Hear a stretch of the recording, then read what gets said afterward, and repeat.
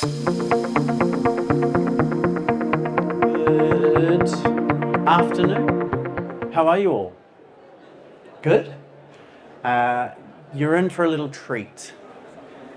Here, you're going to have to talk to each other. This isn't just me talking at you. So I feel happy for you and also sad for you at the same time because you're in for a treat, as I say.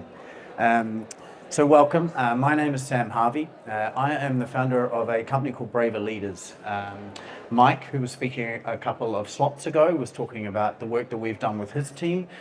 We work with teams to improve performance. We create bespoke behavior change programs in corporates, but we're also doing some work in schools now. So I'm a leadership behavior change specialist. I've done a bunch of research in the places you see on the bottom: performance psychology, play. I'm really interested in play, how we can bring play into the workplace and have a bit more fun. This is why I'm probably going to do this, as long as I don't feed back too much and actually step down here and talk to you. And we bring a lot of that stuff into the work and the programs that we build. I also used to run very fast in a straight line, but I couldn't turn corners. I was rubbish at turning corners. Basically, I can run fast. That way, that's it. Okay. Now, our purpose at Braver Leaders is that. So we want to sprinkle a little joy in the world. Give me 1 second. My Madonna microphone is playing up. We good? That was my fault, Kev. Sorry, mate. All right. You good? All good? Okay. So we want to sprinkle a little joy in the way that people do their work. So we want to bring a bit of feeling into the way that people actually go about being in a team on a daily basis. And we do that by showing up as our whole selves. So who's in for a little story? You want to hear a story? Cool. I see some nods, some skepticism. I like it. Cool. 2 years ago, I came to the Middle East. I'd split up with my long-term partner. I thought I had a buyer for the business, so I was coming here to do a transaction. I got into another relationship very quickly. The business sale fell through.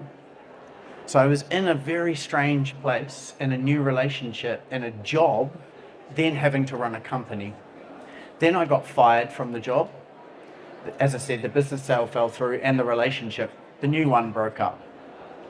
That's a lot in 6 months for anybody. What followed was something I never thought I would experience. I didn't think I was that guy. I thought I was above it. Depression. It was the single hardest thing I've been through in my life. And I am also in recovery. It was the single hardest thing. Cheers, bro. It's the single hardest thing I've ever been through. You don't know where to go. You don't know who to turn to. You can't talk. And I talk for a living. I couldn't talk. It was so hard. Now, as you can see, that still means a lot to me. But I want to ask you, why am I sharing that with you now? I'm talking about high performance. How do you feel after I shared that? Notice where you feel that. Is it here? Might be here, maybe here. Just notice what you feel. Okay? And we'll come back to that. Okie dokie. Why do we want psychological safety in business? Anyone? Any guesses? Mikey? Has to come before trust. Has to come before trust. Yeah, so a bit of vulnerability before trust. Yeah? Any other thoughts? To save the mental health. Sorry? To save our mental health. You save our mental health, yeah. When you feel safe, you feel better in the workplace, right? Okay, yeah, cool. Say it out loud. Thank you very much. That's very kind of you. So yeah, we feel better. We need to put vulnerability before trust. But here's the kicker. When we have safety, we can actually argue well. We can disagree well. It's so important to have healthy conflict. Conflict is a part of life. Agree? We are going to feel like, oh, I don't agree with you. And when we feel safe, we can actually say what we feel out loud. Yeah? What that gives us is this. So few businesses are doing it, and it gives us an opportunity to actually get ideas on the table which might have been left in heads prior to that.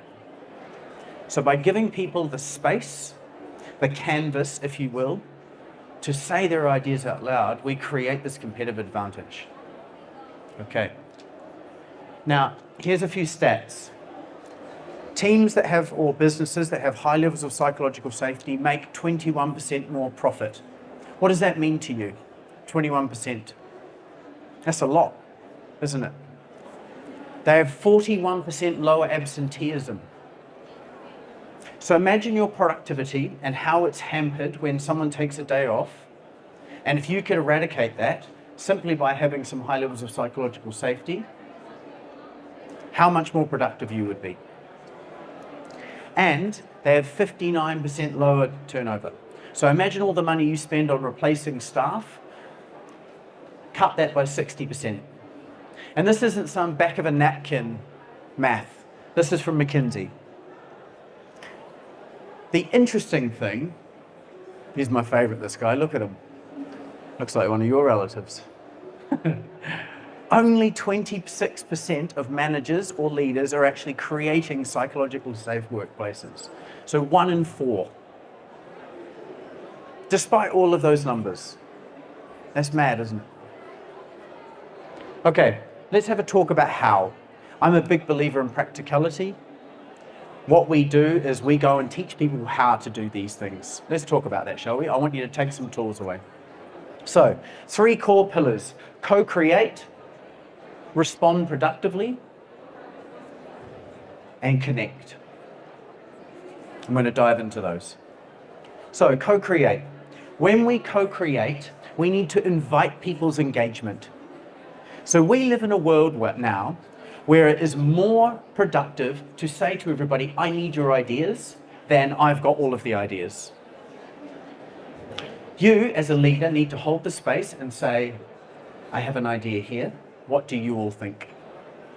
Then, when you've said it, don't know everything. You don't know everything. My Madonna mic isn't liking me today. I can't bust out into song after this. No less. So don't pretend that you know everything. Have a posture of not knowing. And then listen really well. Listening is a skill which is rare in this world. Who here is an interrupter? Who likes finishing a sentence? I had a neighbour in New Zealand. I'm from New Zealand originally. She was 85 and my brother used to go over next door. And I said, where have you been? He said, I've been at Shirley's house having my sentence finished. She would just finish your sentences for you all the time. It was hilarious. All right? Bless her. This is from one of my absolute favorite authors in the world, a lady called Nancy Klein. She wrote a book called Time to Think. To be interrupted is bad. To get lucky and not be interrupted is better, sorry. But to know you will not be interrupted allows you to truly think for yourself. And her whole thesis is this idea that if we listen really well, we have the ability to improve someone else's thinking. Imagine that, just by listening. Now, here's where it gets interesting. I want you to turn to the person next to you and practice listening and answer that question. What's something exciting that's happening in your life right now? Just for 1 minute.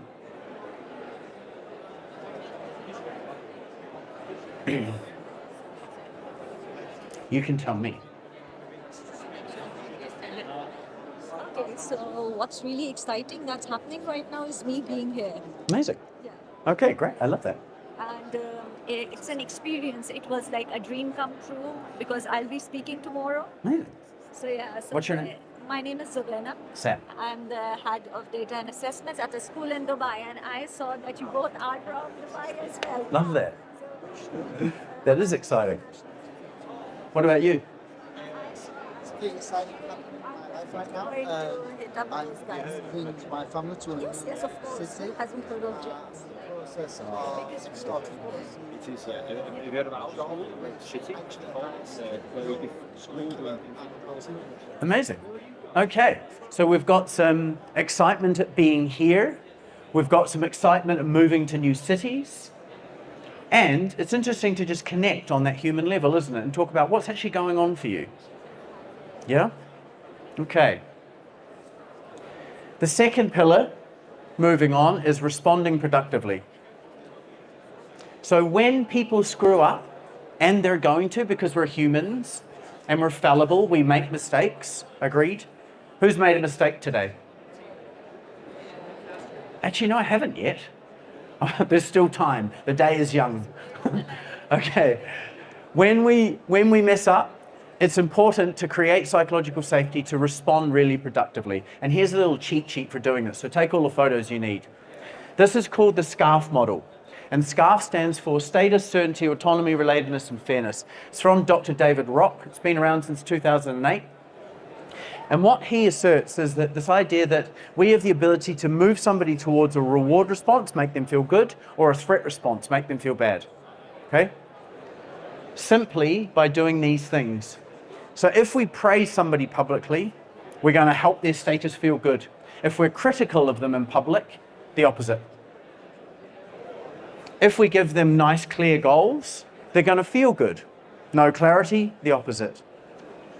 So when people screw up in these situations where there's a need for psychological safety,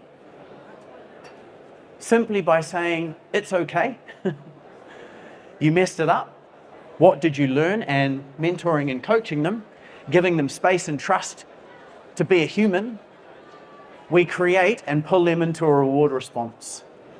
And what that does is says, I trust you. It's okay. I'm a human too. Something else you can add to that is saying, I've done that myself. Yep, yeah, I've been in that situation. I get it. Okay? So responding productively. Number 3, connect. And that's what we're going to do now. Okay? So there's 3 kind of pillars in here as well. So we do a lot of, when we do sessions, we get everybody to check in. So we arrive by saying to everybody, how are you arriving today? And that doesn't mean I drove my Maserati here or my Ferrari and we're in Dubai, so, you know, everyone's in their rented Lamborghini. You know, they pull up. No, what I mean is how are you arriving mentally? Then, when somebody comes at you with something that's quite intense, or somebody says, hey, actually, I'm not doing so well, one of our biggest jobs as a leader is to hold space. Holding space is a key job for us. And the ability to say, it's all right, I got you. I can handle your emotions, bring it. And Mark, that was speaking before, talked about this huge array of emotions. Becoming emotionally literate so we know that's okay, that's your emotion, it's perfectly normal to bring that, is a very powerful tool as a leader. And then you can connect. Then you are connecting and saying, I've been there myself. Here is a situation that I've been through myself. Just like the story I shared with you at the start. Who related to that? Right? And even though it's scary, and I've done that a few times now, but scary, every time when I start that story, I'm like, what if nobody relates? Every time somebody relates. So, now I want you to turn to each other again, and I want you to talk about something challenging that's going on in your life. You've got a couple of minutes this time. And I want you to practice that deep listening, and I want you to connect with one another.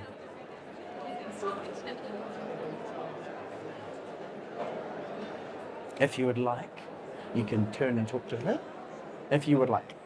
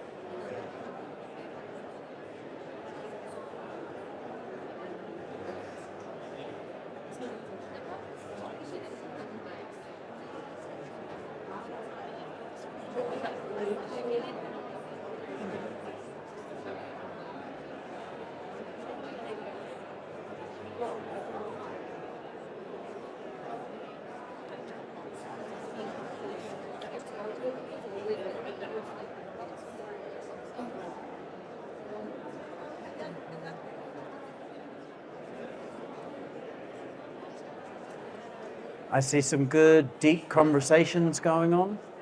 Deepish. How deep did you go? It's always cruelly short this time. So I'll invite you when you're ready to come back and we'll finish up. Otherwise, I'll get kicked off the stage. The old. So now that you've done that, now that you've connected, how do you feel? Give me a couple of words, shout them out. Comfortable? Yeah, very comforted. Comforted, okay, yeah. It's a cathartic thing to do, isn't it? How do you guys feel? Huh? Therapeutic, yeah. Any others? How do you feel? Relieved, yeah.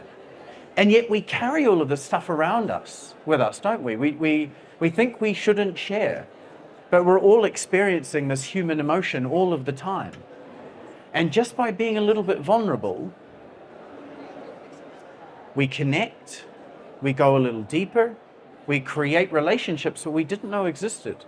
So my belief is that my overshare at the start, because it is a bit of an overshare in some situations, possibly could be viewed as an overshare here, right? By me doing that, I set the stage for you to go a little deeper. If I go here, you come there. And that's often further than most people go. Okay, so to recap, the good old recap. Co-create your spaces. Ask people what they think. Get their involvement in. Your next billion real idea may be in the mind of the receptionist. Get the ideas out. Respond productively when people screw up. They will. You will. Be kind to yourself, be kind to them. And then connect. Be vulnerable. Show you're a fallible human and that you are a good leader in that regard. Just want you to take this away. What's one small change you can take today? Because that's a lot, but what's one little thing you can do differently as a result? Speak up. Nice. Connect with people. Connect with people. Love that. Yep, great. Yeah, become a deep listener. Really listen. Listen to everything that's being said. Not just the words, look at the subtext too. Amazing. I'm Sam. Thank you so much for engaging. It's always a pleasure. And if you want to connect, please feel free.